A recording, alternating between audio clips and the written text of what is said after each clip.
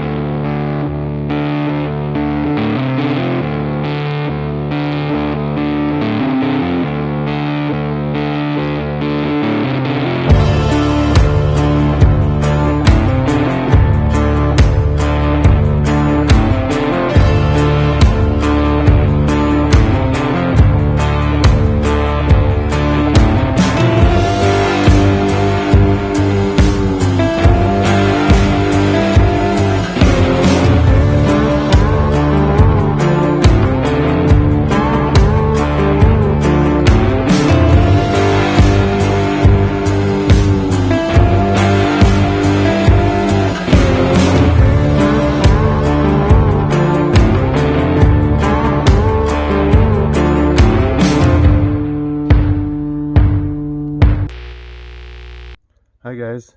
Well, we're at the bus and we're going to get this thing to start today.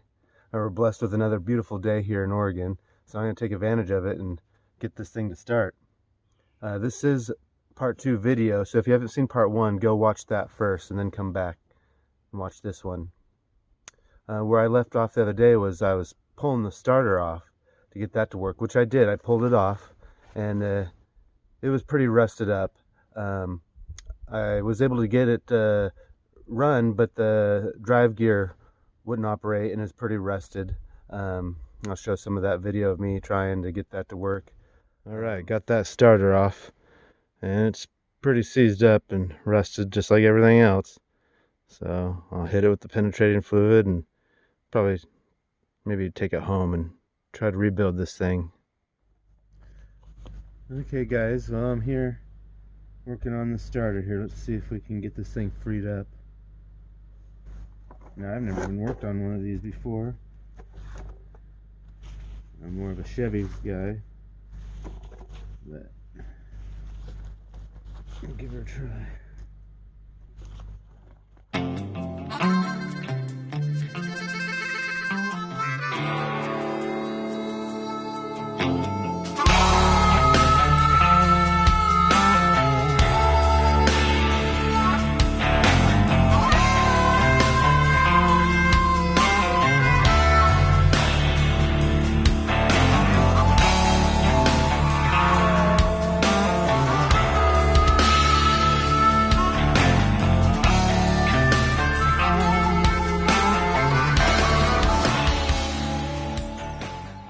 After a bit of trying with that, I was able to get that starter gear off.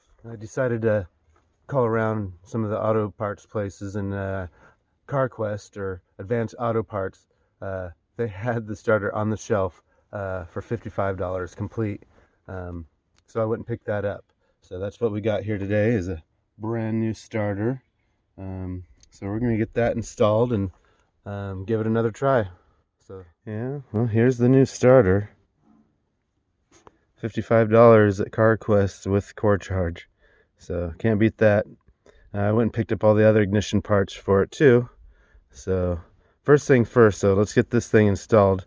I'll show you a little video on me trying to get this starter gear back in place, because this is like a clutch action, and when you spin it down to engage with the flywheel, it does lock into place and you can't get it to retract without centrifugal force. So I tried a few different methods and finally got it to go back into place.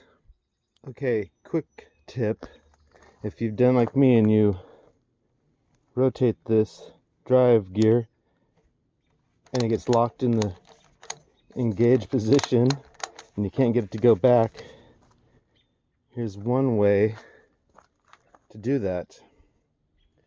So I hook it up to a battery here.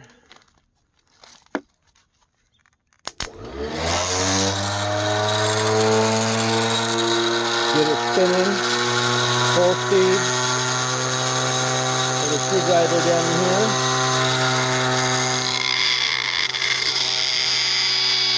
And you just push it out.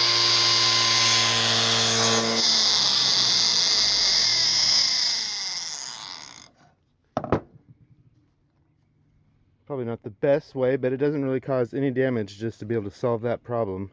Now I can go install it. Okay, I got that starter installed, so let me get all set up and we'll try to crank this thing over. I'm not ready to get it to start yet, so I just want to see if the starter will crank this motor over. So let's do that next. I did want to pull this air cleaner off too before I start turning it over so I don't suck anything down in there. I've already pulled this off once and just got some remnants of the air filter everywhere, so I might vacuum that out or wipe it out before I spray it down and get that thing freed up and working. Okay, I started cranking it over by hand and it was going pretty good, but this valve right here is stuck and it pushed this push rod up until it bent it. So this push rod is a little bent. I might be able to straighten it, or it might still work good enough to get it to run, but I've got to get that valve unstuck. So I'm going to work on that for a bit here. Well, I've been kind of tapping on that valve and it's still stuck. So I pulled the push rod out and I should be able to crank her over with that valve like that. But before I try to actually get it running, I'm going to have to free that up. I might have to bring over a torch and put some heat on it. Alright, got that exhaust valve freed up. Did have to get the torch and heat up the head and worked on a little bit, but it's popped free and everything's working now. I'm going to go ahead and swap out the plug wires and cap and all those ignition parts, and we'll work on getting this thing fired up. Alright, got the starter hooked up.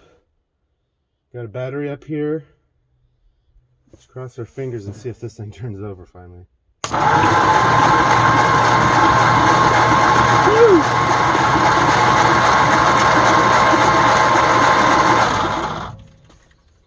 Alright.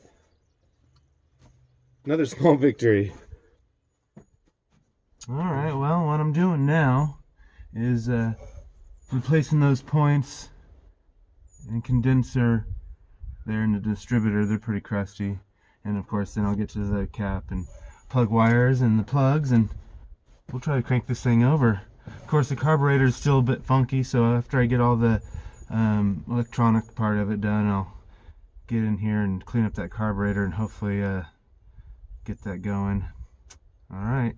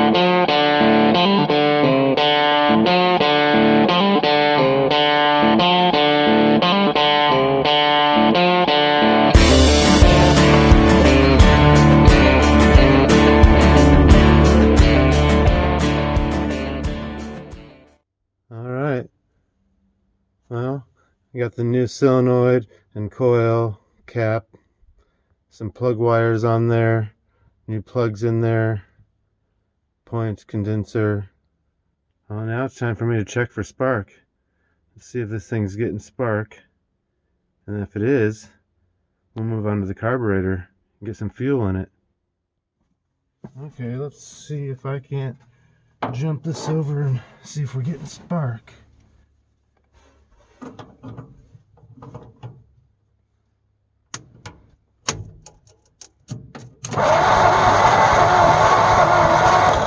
Yes, I see spark. All right.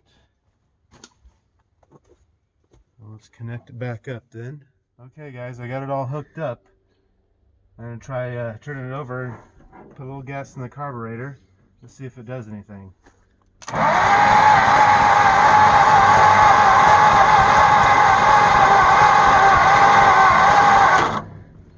No, more gas.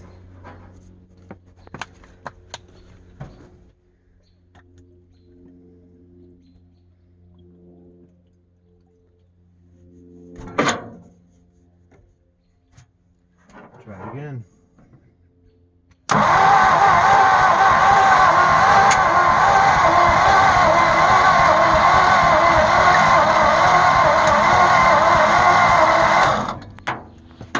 Okay, we're gonna have to put the charger on the battery, I think. Okay, so I got the battery charging, and I'm gonna leave that charging overnight. And I think I'll pull that carburetor off and work on getting that a little cleaned up and freeing it up a little bit. It's a little rusted and sticky, and we'll be back at this tomorrow. Alright guys, we're back. The battery's got a full charge on it now, and I was able to blast the carburetor with penetrating fluid last night and work those linkages back and forth and hose it down with the last night carburetor cleaner, and was able to free up those linkages and get it to operate. So I think we're ready to put some gas in there and see if it'll start. Let's go. Okay, let's give this a try. Dump a little bit of fuel down the carb. It's leaking out a bit, but it should be okay. Well, let's give it a try.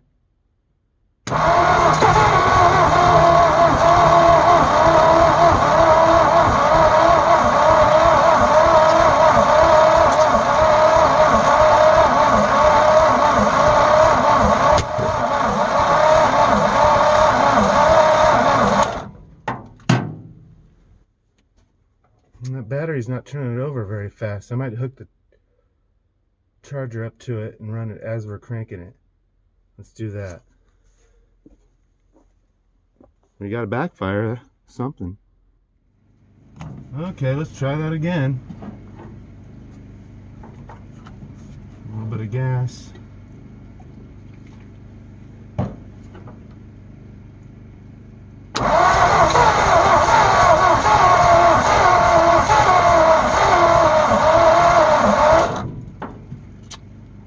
I don't know why it's cranking so slow. I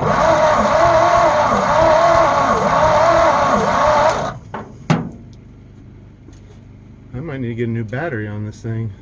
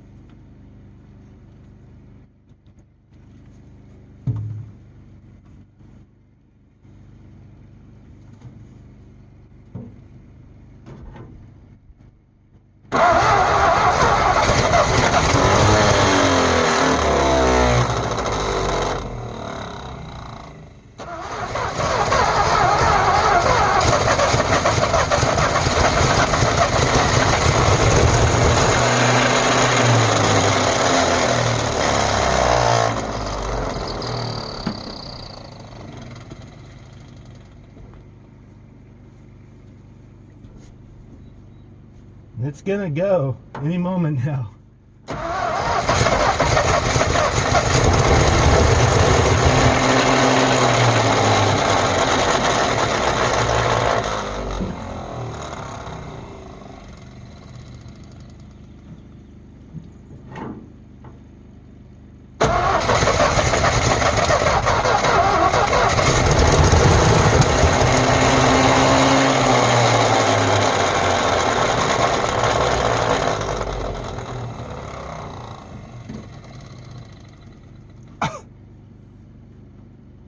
smoky up in here.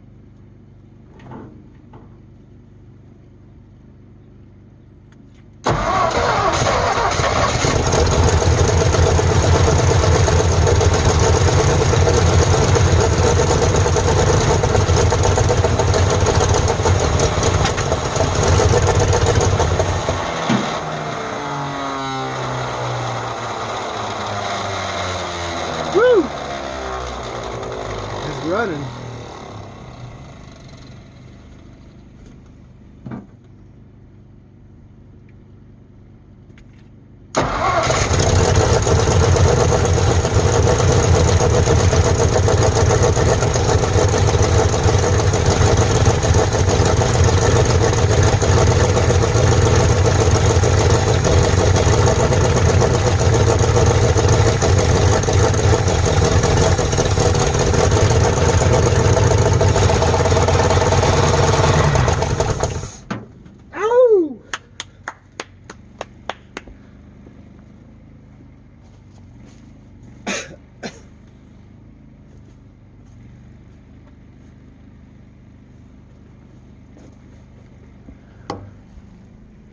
All right, guys, that's running in my eyes.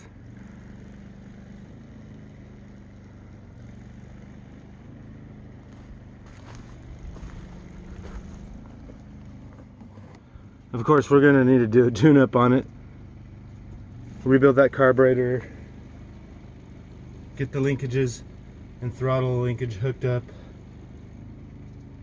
Yeah, but she runs.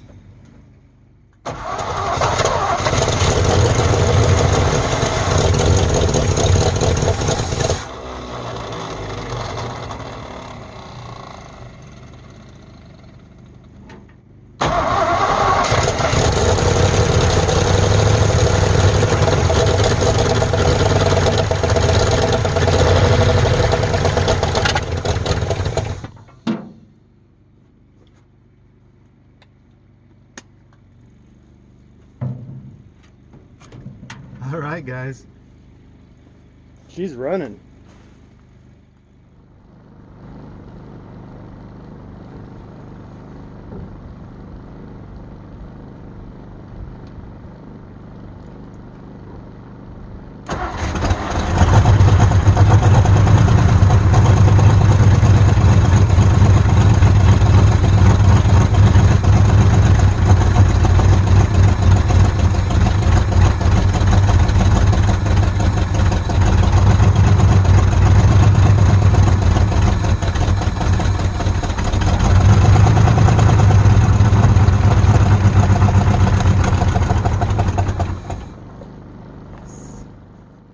Okay, be honest. Who was doubting me?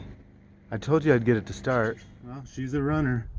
Of course, I'm going to go through and overhaul everything in here, ultimately rebuild the carburetor and pretty much overhaul everything. But she's a runner. She ran. Of course, next, I'm going to address the brakes and the clutch. I think it'd be fun to be able to drive this thing out of here from the spot. So please follow along. Watch me as I take you step by step on this whole process. We'll drive this thing out of here, get it back to the shop, and ultimately go through this whole thing, get it back on the road, and start doing an RV conversion. So make sure you subscribe. And if any of you guys know where to get parts, or a good source for parts for these old Ford trucks or these old school buses, why don't you put that down in the comments. It's getting harder and harder to find parts for these. I appreciate everybody watching. Please subscribe, like, comment, and share, and stay tuned for the next video.